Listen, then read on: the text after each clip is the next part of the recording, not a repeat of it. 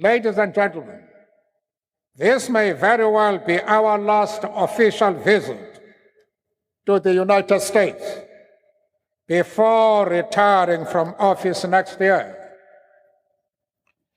There could not be a more moving start to the visit than one which included being honored in this way by one of the great educational institutions of this nation and of the world.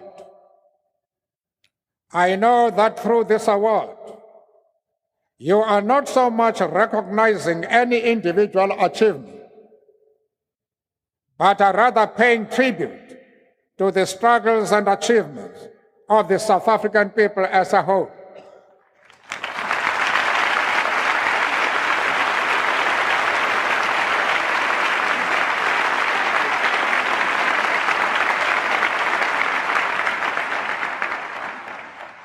I humbly accept the award in that spirit, while at the same time wishing you to know that we are not unaware of nor unmoved by the great compliment you pay us by conferring this degree at a specially convened convocation. To join George Washington and Winston Churchill as the other recipients of such an award conferred at a specially convened convocation is not only a singular honor, it also holds a great symbolic significance to the mind and to the future memory of this great American institution. The name of an African is now added to those two illustrious leaders of the Western world.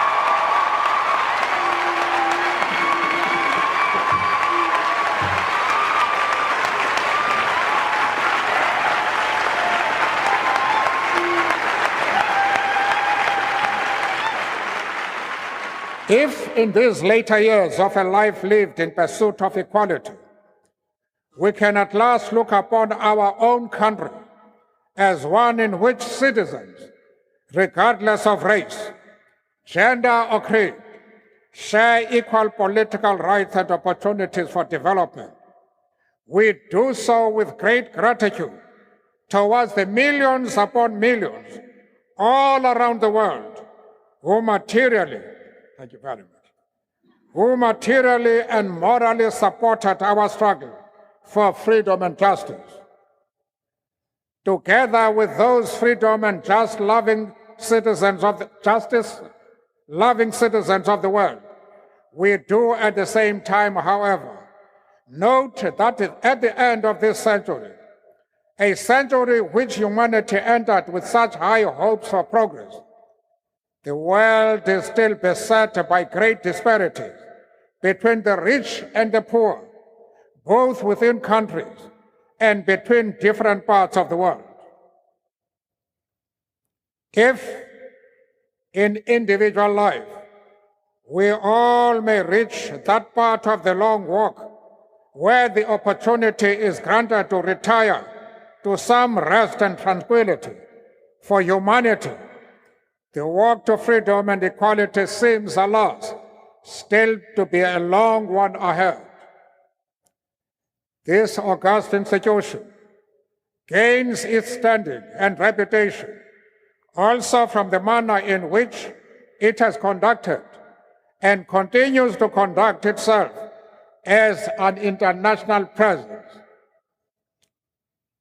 Wherever men and women of learning and thought gather, its name and work are known. It embodies that spirit of universality which marks a great university. To join the ranks of the alumni is to be reminded of the oneness of our global world.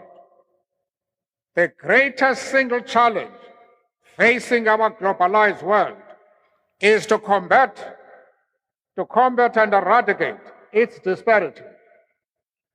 While in all parts of the world progress is being made in entrenching democratic forms of government, we constantly need to remind ourselves that the freedoms which democracy brings will remain empty shells if they are not accompanied by real and tangible improvements in the material lives of the millions of ordinary citizens of those countries.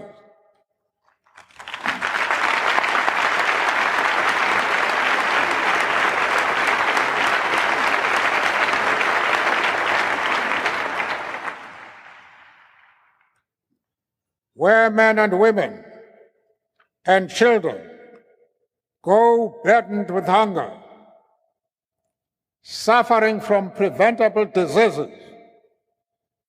languishing in ignorance and illiteracy, or finding themselves bereft of decent shelter, talk of democracy and freedom that does not recognize these material aspects can ring hollow and erode the confidence exactly in those values we seek to promote.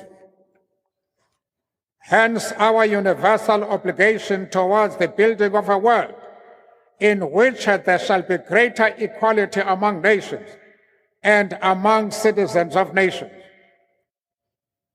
The disparity between the developed and developing world, between North and South, reflects itself also in the sphere of educational and intellectual resources. When in Africa we speak and dream of and work for a rebirth of that continent as a full participant in the affairs of the world in the next century, we are deeply conscious of how dependent that is on the mobilization and strengthening of the continent's resources of learning.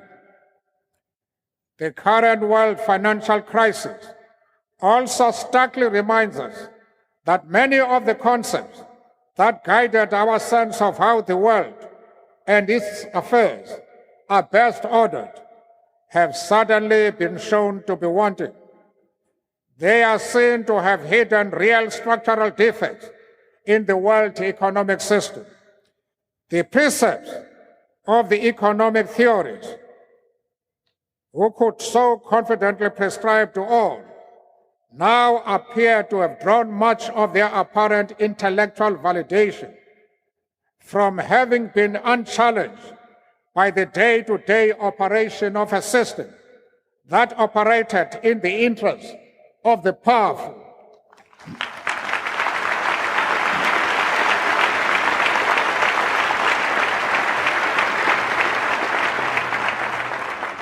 Not only does this crisis call for fundamental rethinking and reconceptualization on the part of the theorists of the North, it more particularly and urgently emphasizes the need for thinkers and intellectuals of the developing world to sharpen their skills and analysis, and for a genuine partnership between those of the North and the South in helping shape a world order that answers to the shared and common needs of all the people, and not just the rich.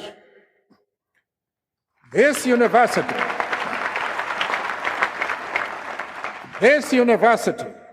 already has had a long partnership of learning and teaching with the South African people. There are many names that one could mention of persons now holding office in government or institutions of civil society who spent a time at Harvard or benefited from programs conducted jointly with this institution. For that, our fledgling democracy, faced with an enormous task of reconstruction and development, owes your institution a great debt of gratitude. As South Africans play their role in helping to conceptualize and give content to the African Renaissance, we continue to draw upon the intellectual skills, nurtured, and honed here. The United States of America and democratic South Africa have, in the course of these last 4 years, built a relationship of mutual respect and cooperation. Each country, respecting the sovereignty of the other while cooperating as partners. As part of this relationship, the scholars who had the benefit of studying here returned better equipped to deal with the local challenges and problems as Africans. It is therefore a source of great encouragement and inspiration for us to learn about the Emerging Africa's Research Project, housed in the newly created Center for International Development at Harvard.